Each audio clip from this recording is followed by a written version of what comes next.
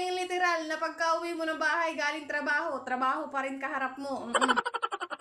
Eto nga yung ganap namin pagka-uwi namin ng bahay galing sa trabaho. Bali, naghati na nga lang pala kami ni Lab sa gawain. Eto nga, habang naglalagay nga pala ako dito nung aming kortina isa dahil nilabhan ko nga ito nung isang araw. Si Lab naman ay nasa labas at nag-aayos nga ng mga sininop namin sinampay. Dahil tuyo na nga din yun, kaya sininop na niya at para nga daw bukas ay dire-diretso siya at hindi na siya maabala dahil bukas nga ay araw ng paglalaban niya.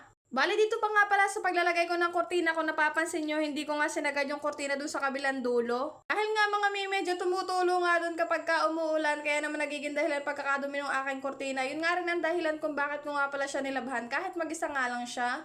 Usually kasi may kapag ka naglalaba nga ako ng kortina ay nilalahat ko nga yung isang set na yan. Pero dahil nga nadumihan at kalalaba ko nga lang din pala niya nung nakaraan ay nilabhan ko na nga rin yung isang piraso dahil ayaw ko talaga ng madumi. Ito nga mga mi, nagpalit na nga rin ako ng aming bedsheet dahil Diyos ko may kumakagat na sa akin.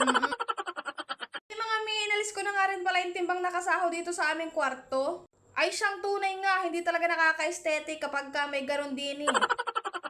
Ay abang siyang tunay nga kapag ka tayong mga babae hindi tinutulungan sa gawaing bahay ay umiinit ang ating ulo. Tapos kapag ka naman tayo ay tinulungan, inuulit din naman natin yung ginagawa nila, kaya saan ka pa nagdodoble pagod ka lang. At eto nga, nagsimula na nga rin pala ako mag-vacuum dito dahil gandang-ganda nga ako dito. May nakita nyo ba yung papel na yun? Talaga nadala pa niya. No worries na nga rin mga may dahil nga napapalitan yung pinakadulo nito, kaya hindi po problemahin yung mga sulok-sulok. Kaya dati nga mga may yung hindi naaabot ng aking walis ay talaga naman ngayon nahihigop pati kasulok-sulukan. Kaya kung gusto mo nga rin may nung ginagamit kong vacuum cleaner, bisitahin mo na nga lang yung comment section at ilalagay ko na nga lang doon yung link. Yan, promote din.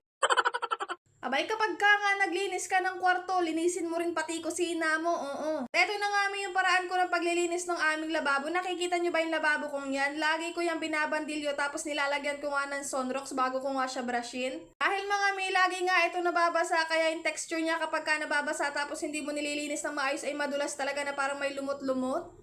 Kaya naman talaga kapag ka dumadating yung araw ng paglilinis ko ng aming bahay ay talaga naman ganito yung ginagawa ko. Kinukudkod ko talaga siyang mabuti hanggang sa mawala na yung madulas na texture. Dahil may kapag ka nga punas-punas lang yung ginawa mo dito na andun pa rin talaga yung kalat at saka yung dulas na talagang mararamdaman mo kapag ka hinihipo mo nga yung tiles. Ako rin kasi yung kapag ka naglilinis na ayoko na basta lang linis. Gusto ko talaga yung kinukudkod ko ng madiinan para talagang sure na walang matitirang dumi. At eto nga nang matapos na nga ako magbandilyo dito, ibinili ko na nga lang pala yung mga nakalagay dito.